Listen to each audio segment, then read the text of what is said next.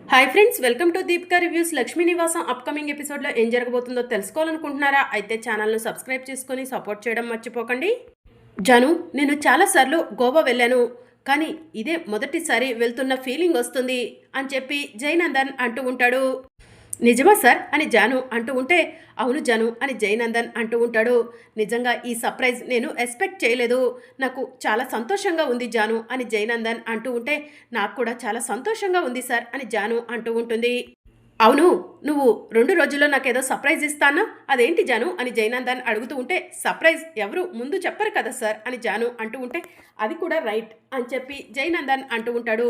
నువ్వు ఇచ్చే సర్ప్రైజ్ కోసం ఎదురు చూస్తూ ఉంటాను జాను అని జయనందన్ అంటూ ఉంటే, thank you so much sir అని జాను అంటూ ఉంటుంది. ఇక జాను తనలో తానే ఆలోచించుకుంటూ, నేను ఇవ్వబోయే సర్ప్రైజ్తో మీ మైండ్ బ్లాక్ అయిపోతుంది సార్ అని చెప్పి జాను మనసులో అనుకుంటూ ఉంటుంది. ఇక మరోవైపు ఖుషిని వెతుక్కుంటూ తులసి వాళ్ళు అలాగే పోలీస్ వాళ్ళు వెళ్తూ ఉంటారు. తులసి, ఇక కంగారు పడకు, సిటీ అంతా కూడా అలర్ట్ అయింది, ఖుషి ఎక్కడ ఉన్నా కూడా దొరుకుతుంది అని చెప్పి సిద్ధు చెప్తూ ఉంటాడు. ఏమండి, నాకు ఒక ఐడియా వచ్చింది అని తులసి అంటూ ఉంటే, ఐడియానా ఏంటది అని సిద్ధు అడుగుతూ ఉంటాడు. ఖుషి కనిపించట్లేదు కదా, ఖచ్చితంగా ఈ సిటీలో ఎక్కడో ఒక చోట ఉండే ఉంటుంది. వ్యాను సిటీ దాటేలోపు మనం వాట్సాప్ గ్రూపుల్లో వ్యాన్ నెంబర్ని పంపిస్తే ఎవరైనా చూస్తే మనకు ఇన్ఫర్మేషన్ ఇస్తారు కదండి అని తులసి అంటూ ఉంటే, కరెక్ట్ తులసి, ఇప్పుడే వ్యాన్ నెంబర్ని నేను వాట్సాప్ గ్రూప్లో సెండ్ చేస్తాను అని చెప్పి సిద్ధు తన వాట్సాప్ గ్రూప్లో సెండ్ చేస్తాడు. అలాగే నీ వాట్సాప్ గ్రూప్లో కూడా సెండ్ చేయి తులసి అని సిద్ధు చెప్తూ ఉంటే, ఇక తులసి కూడా తన వాట్సాప్ గ్రూప్లో సెండ్ చేస్తుంది. ఇక పోలీస్ వాళ్ళ వెహికల్ ఒక దగ్గర ఆగుతుంది. సిద్ధు వాళ్ళు కూడా పోలీస్ వెహికల్ దగ్గరే ఆగి, ఏంటి సార్ ఇక్కడే ఆగారు, ఏదైనా ఇన్ఫర్మేషన్ తెలిసిందా అని చెప్పి అడుగుతూ ఉంటారు. వ్యాను ఎటువైపు వెళ్తుందో తెలిసింది, అందుకే ఆగిపోయాము అని పోలీసులు చెప్తూ ఉంటారు. మిస్టర్ సిద్ధు, వ్యాను మల్లంపేట రూట్లో వెళ్తున్నట్టు తెలిసింది, మీరు ఇటువైపు వెళ్ళండి, మేము ఇటు నుంచి వెళ్తాము, వ్యాన్ ఎక్కడైనా కనిపిస్తే మాకు వెంటనే ఇన్ఫర్మేషన్ ఇవ్వండి అని పోలీస్ వాళ్ళు చెప్తూ ఉంటే, సరే సార్ అని చెప్పి సిద్ధు చెప్తూ ఉంటాడు. త్వరగా పదండి వెళ్దాం అని చెప్పి తులసి అంటుంది. ఇక పోలీసులు తులసి వాళ్ళు ఆ వ్యాన్ని చేస్ చేయడం కోసం వెళ్తూ ఉంటారు. ఇక మరోవైపు ఖుషి వ్యాన్లో కూర్చొని ఏడుస్తూ ఉంటుంది.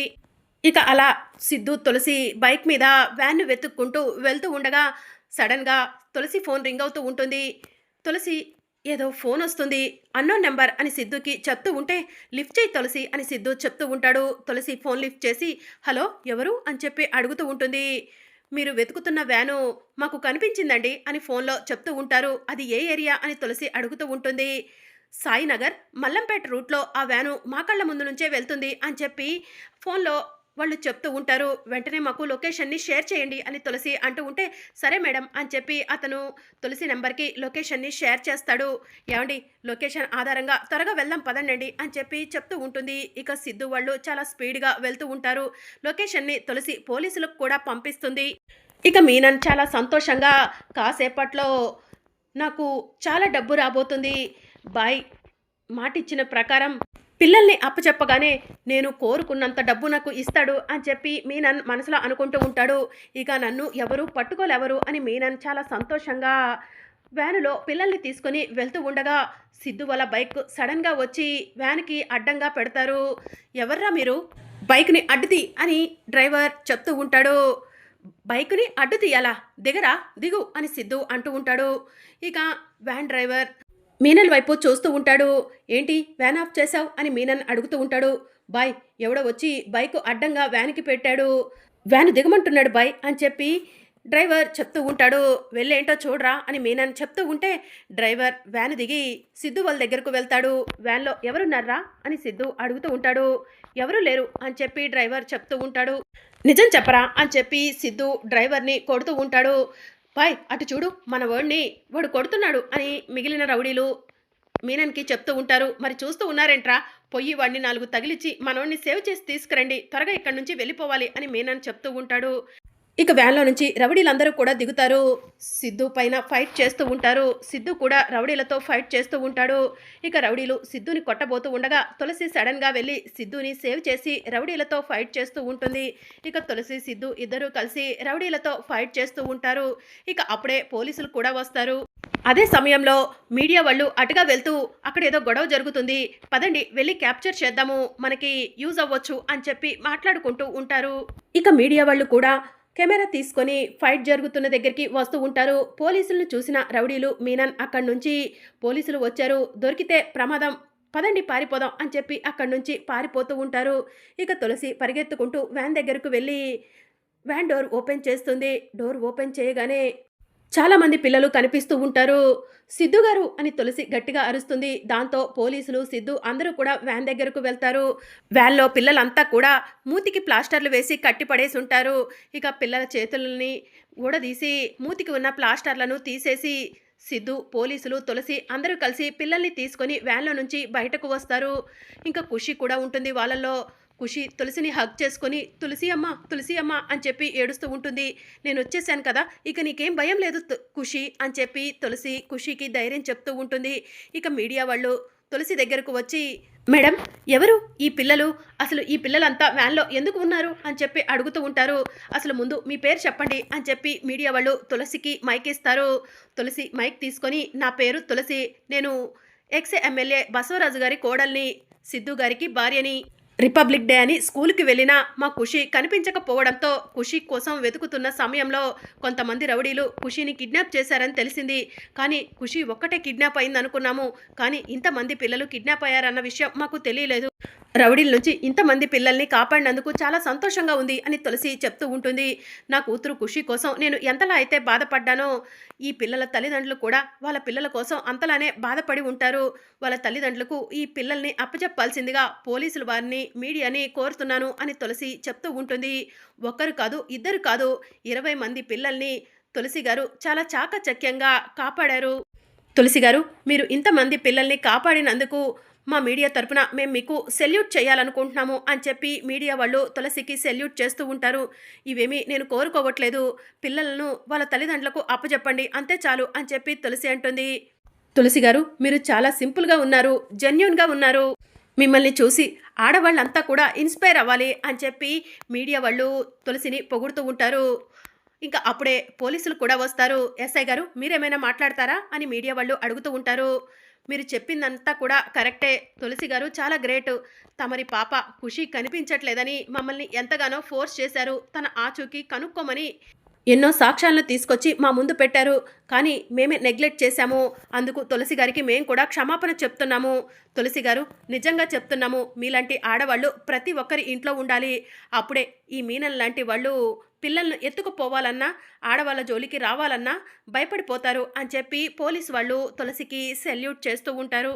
తులసి గారు, ఇదంతా కూడా టీవీలో లైవ్ టెలికాస్ట్ అవుతూ ఉంటుంది, ఇంకా మీరేమైనా మాట్లాడాలనుకుంటే మాట్లాడండి అని మీడియా వాళ్ళు చెప్తూ ఉంటే, ఇంకేం లేదు మాట్లాడటానికి, నా ఖుషి నాకు దొరికింది అంతే చాలు, ఆ మీనన్ నుంచి ఇంతమంది పిల్లల్ని సేవ్ చేశాము, చాలు, ఇది చాలు అని తులసి అంటూ ఉంటే, నేను మాట్లాడతాను అని చెప్పి సిద్ధు అంటాడు.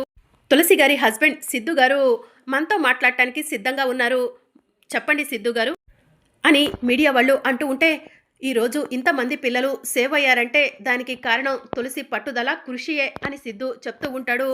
తులసి పట్టుపట్టి ఖుషి వస్తేనే ఇంటికి వస్తాంది, లేదంటే ఖుషి దొరకటం చాలా కష్టమయ్యేది. ఈలోగా ఆ రౌడీలు ఖుషిని వేరే దేశాలకు తీసుకెళ్ళిపోయి అమ్మేసేవాళ్ళు. తులసి వల్లే ఇంతమంది పిల్లలు సేవ్ అయ్యారు.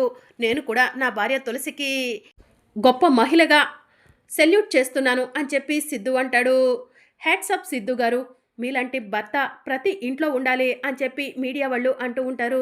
సరే తులసి, ఇక బయలుదేరదామా అని సిద్ధు అంటూ ఉంటాడు. తులసి గారు, ఇంకో 2 మాటలు మీరు మాట్లాడండి అని మీడియా వాళ్ళు అంటూ ఉంటే, ఇప్పటికే చాలా ఆలస్యమైంది, ఖుషి కనిపించట్లేదని చెప్పి చాలాసేపు అయింది, మేము ఇంట్లో నుంచి బయటకు వచ్చి మా కోసం ఇంటి దగ్గర అందరూ ఎదురు చూస్తూ ఉంటారు, మేము ఇక వెళ్ళాలి, క్షమించండి అని చెప్పి తులసి మీడియా వాళ్ళకు చెప్పి అక్కడి నుంచి బయలుదేరుతుంది. ఇదంతా కూడా బసవరాజు వాళ్ళు లైవ్లో చూస్తూ ఉంటారు. ఖుషి ఇంటి నుంచి శాశ్వతంగా వెళ్ళిపోయింది, త్వరలోనే ఆ తులసిని కూడా ఇంటి నుంచి పంపించేద్దాం అనుకుంటే ఖుషి దొరికిపోయింది, నేను వేసిన ప్లాన్ అంతా కూడా ఫెయిల్ అయిపోయింది, ఇప్పుడు సూపర్నిక ఖుషిని తీసుకురాపోతే నా ప్లాన్ గురించి అందరికీ చెప్పేస్తుందేమో అని చెప్పి బసవరాజు మనసులో అనుకుంటూ ఉంటాడు. ఇక తులసి వాళ్ళు ఖుషిని తీసుకొని ఇంటికి వస్తూ ఉంటారు. ఇక మరోవైపు బసవరాజు కంగారు పడుతూ ఉంటే అప్పుడే బసవరాజు ఫోన్ రింగ్ అవుతూ ఉంటుంది. ఫోన్ రింగ్ అవుతుంటే బసవరాజు ఇంకా టెన్షన్ పడుతూ ఉంటాడు. ఒరే బసవా, ఎందుకురా టెన్షన్ పడుతున్నావు? ఫోన్ చేస్తుంది ఎవరు అని నీలాంబరి అడుగుతూ ఉంటుంది. హైకమాండ్ నుంచి ఫోన్ వస్తుందమ్మా అని బసవరాజు చెప్తూ ఉంటాడు. హైకమాండ్ నుంచి ఫోన్ వస్తుందా? లిఫ్ట్ చేసి మాట్లాడరా, ఏం చెప్తారో తెలుస్తుంది కదా అని నీలాంబరి చెప్తూ ఉంటే బసవరాజు ఫోన్ లిఫ్ట్ చేస్తాడు. బసవరాజు గారు నమస్కారం, ఇప్పుడు లైవ్లో టెలికాస్ట్ అవుతున్న తులసి మీ కోడలా అని చెప్పి ఫోన్లో అడుగుతూ ఉంటారు. అవునండి, తులసి మా కోడలే అని బసవరాజు చెప్తూ ఉంటాడు.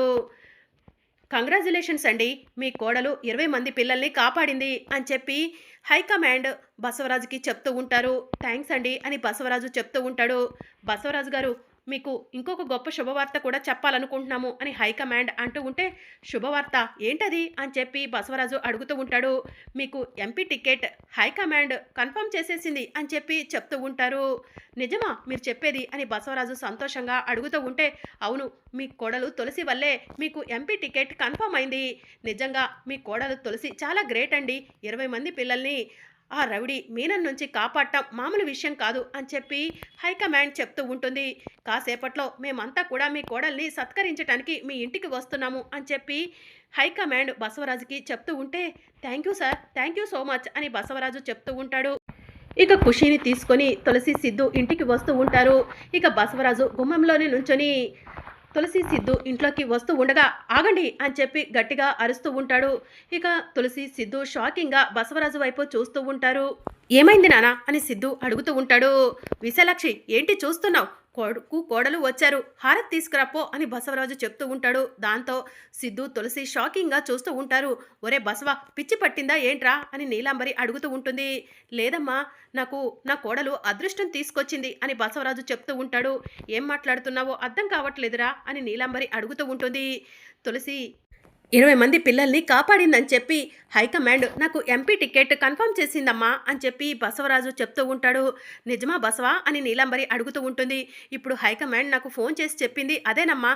అంతేకాదు, తులసిని సత్కరించడానికి కాసేపట్లో హైకమాండ్ అంతా మన ఇంటికి రాబోతున్నారు అని బసవరాజు చెప్తూ ఉంటాడు. తులసి, నిజంగా చాలా సంతోషంగా ఉందే, నువ్వు మా ఇంట్లో కోడలిగా అడుగు పెట్టావు. నా కొడుక్కి పదవి రాకుండా పోయిందనుకున్నాను. నీ వల్లే నా కొడుక్కి పదవి వస్తున్నందుకు నాకు చాలా సంతోషంగా ఉంది అని చెప్పి నీలాంబరి చెప్తూ ఉంటుంది. నానా, మీరు చెప్పింది నిజమా అని సిద్ధు అడుగుతూ ఉంటే, అవునరా సిద్ధు అని చెప్పి బసవరాజు చెప్తూ ఉంటాడు.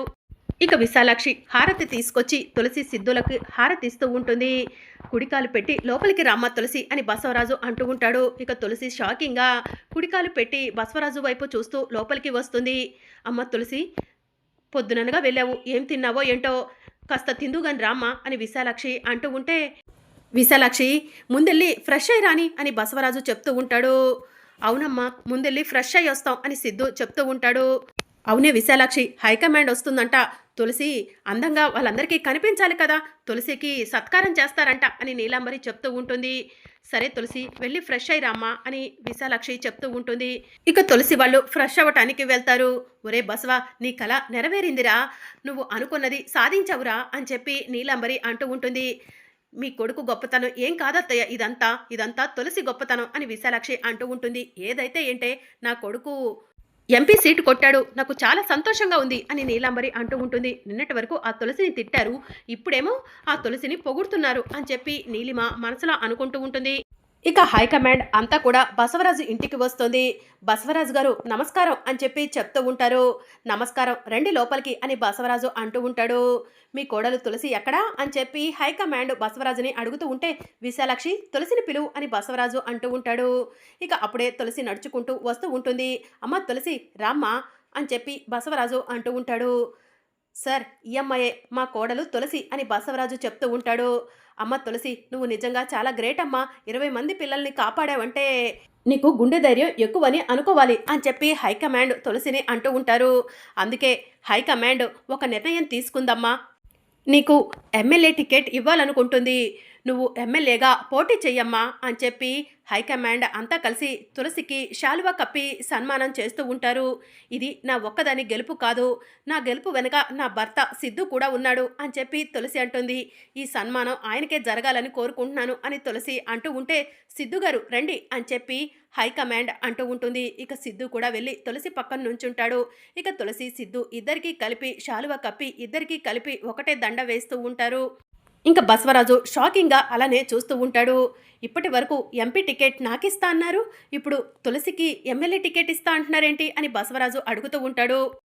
ధైర్యంతో పిల్లల్ని కాపాడింది తులసి కాబట్టి రాజకీయాల్లో తులసి గారు ఉంటే బాగుంటుందని హైకమాండ్ నిర్ణయం తీసుకుంది బసవరాజు గారు అని చెప్పి హైకమాండ్ బసవరాజుకి చెప్తూ ఉంటే, వద్దు, నాకు ఈ ఎమ్మెల్యే టికెట్లు ఇవేమీ వద్దు, మీరు నన్ను సన్మానించారు అంతే చాలు, 20 మంది పిల్లలను కాపాడానన్న గౌరవం నాకు దక్కింది అంతే చాలు, మా మావయ్యకు ఎంపీ సీట్ ఇవ్వండి, అది ఆయన కోరిక అని చెప్పి తులసి అంటూ ఉంటుంది. నిజంగా బంగారం లాంటి కోడల్ని తెచ్చుకున్నారు బసవరాజు గారు అని చెప్పి హైకమాండ్ అంతా బసవరాజుని పొగుడుతూ ఉంటారు. మరి అప్కమింగ్ ఎపిసోడ్లో ఏం జరగనుందో తెలుసుకోవాలనుకుంటున్నారా? అయితే ఛానల్ను సబ్స్క్రైబ్ చేసుకొని సపోర్ట్ చేయడం మర్చిపోకండి. Thank you for watching.